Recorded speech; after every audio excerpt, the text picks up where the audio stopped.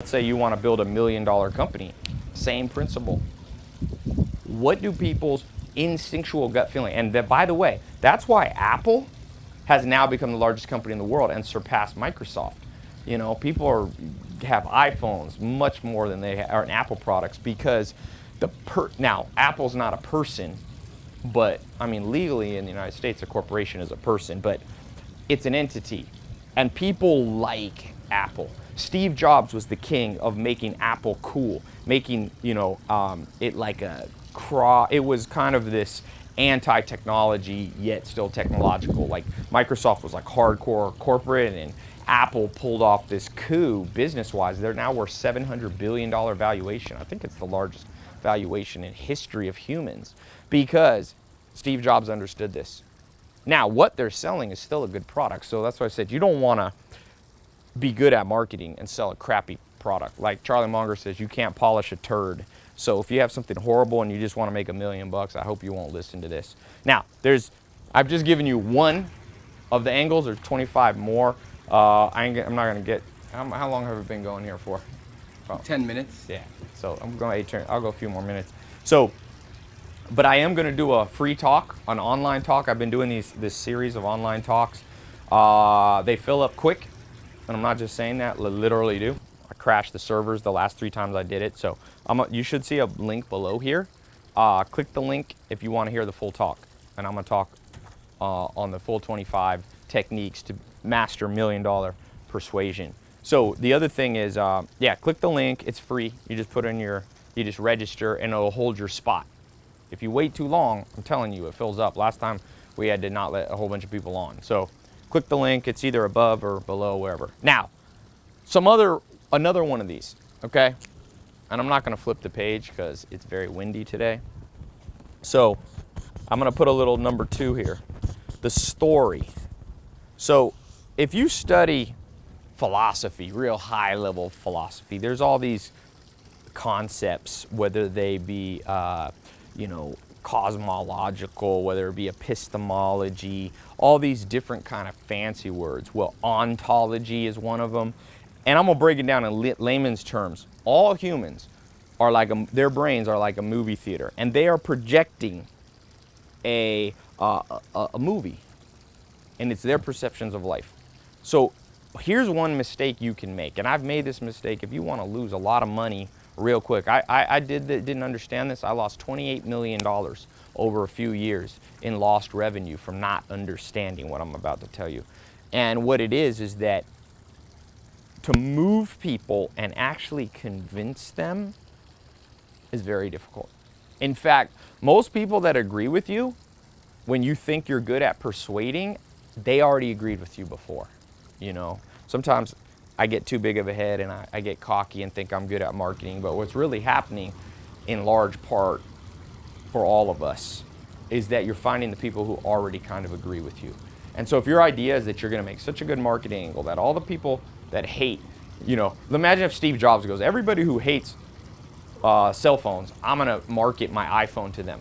Forget it. You must market to the story that's already in people's head, especially if you want to get the low-hanging fruit and make money relatively quickly. Now, there is a time when there's a book written about this called Crossing the Chasm, where you'll cross over and you'll be able to reach what's called the pragmatists, the conservatives. You do that later. At the beginning, to make your first $1 million company, you want to find the people that the story, the movie that's already playing on the screen of their brain is already aligned with what you do. And then all you have to do is show them how it's aligned. So the concept of persuasion a lot of times is you take somebody who's over here and you show them why they should be over here. But what you want to do is take the person that's already here and doesn't realize you're right next to them. So you use a little persuasion to be like, hey man, we're already right here together.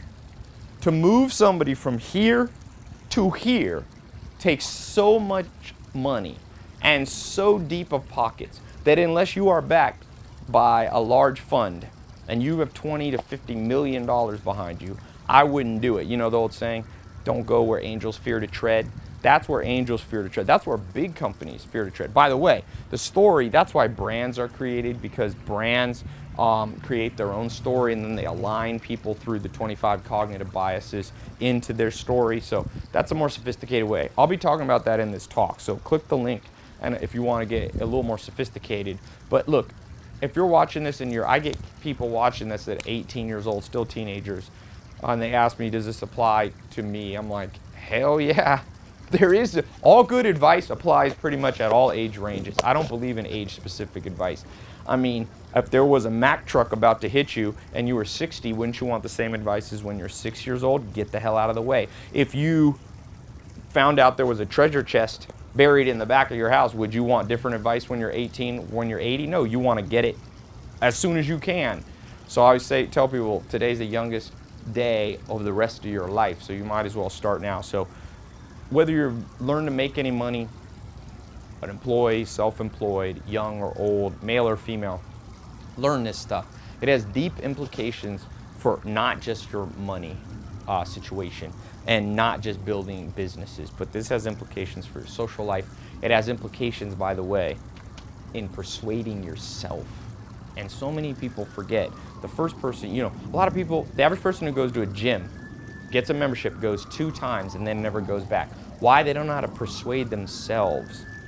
And if you know how to persuade yourself, that's called self-motivation, which is, Peter Drucker, the great Harvard, he's not a Harvard professor. Harvard prints his books. He says, what made Leonardo da Vinci great?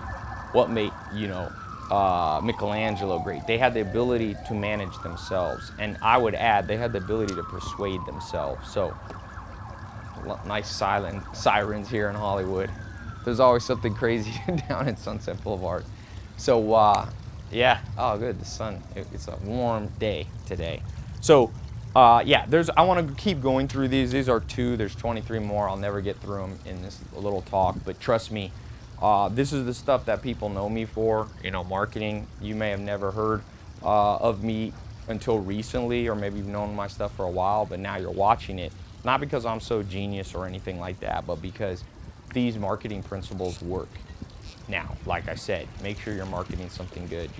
My message to people is the more you learn, the better your life gets. So this is all about knowledge. I call it the knowledge society. It's the new world that's being ushered in. It was predicted back in the 1960s that we'd move from an information age to the knowledge age. So for you, get knowledge inside your head, whether it be in books, a free video like you're watching now, this free online talk that I'm going to be doing. If you click the links, it'll show you the time. It will adjust the time to your local hour, no matter where you live in the world. So yeah, check it out.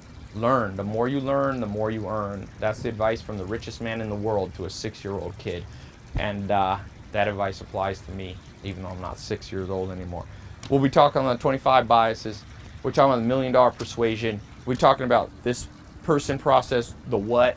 We're talking about the story in people's head. We'll be talking about how to not manipulate, but use this to push people into something they know they should already be doing. Just imagine if you have a gym, you own a gym. If you can be more persuasive, that means people are going to get healthier. Let's say you have a badass health supplement or something, or like a restaurant with amazing food. You can't just say, I'm going to make something awesome and people are going to come. Those days are over. We live in a world where people get bombarded from 2,000 to 7,000 ads a day. It's too many for people to process. So, yeah, go ahead and click the link here. Grab your spot.